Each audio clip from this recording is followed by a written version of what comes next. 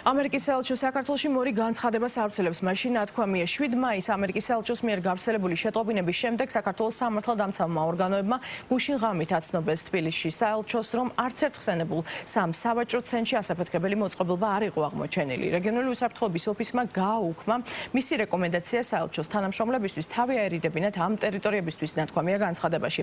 ამერიკის საელჩოს საკუთარ მოქალაქეებს მოუწოდებს თვალი ადევნონ ადგილობრივ მედია სიახლეებს და ყურადღებით იყვნენ საკუთარ გარემოცვაში. ცნობისთვის 7 მაისს საქართველოში ამერიკის საელჩომ საკუთარი მოქალაქეების გამაფრთხილებელი განცხადება გაავრცელა, სადაც აღნიშნული იყო, რომ საელჩომ თბილისის სამ სავაჭრო ცენტრში ბომბის აფეთქების საფრთხის შესახებ შეიტყო.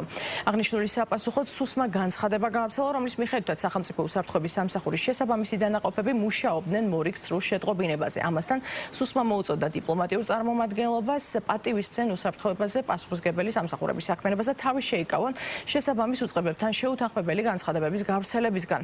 საელჩოს განცხადებას გამოეხმაურა პარლამენტის თავმჯდომარე. ამერიკულ მართლმსაჯულებაში არსებობს ასეთი პრინციპი, რომ არ შეიძლება ხალხის სავსე თეატრში იყვილო ხანძარია. და სამწუხარო არის მათ შორის სახელმწიფო უსაფრთხოების სამსახურის განცხადებიდან, როგორც შევიტყეთ, რომ ამ განცხადების საჯაროდ გაკეთება მოხდა უსაფრთხოების სამსახურთან კოორდინაციის გარეშე. რა თქმა უნდა, ასე დროს ნებისმიერი დიპლომატიური სამსახური უნდა იყოს ძალიან მჭიდრო კოორდინაციაში უსაფრთხოების შესაბამის სტრუქტურებთან და ეს კონტაქტები არსებობს და ძალიან დასანანია და გასაკვირია, რომ არაკოორდინირებულად მოხდა ამ განცხადების გავრცელება.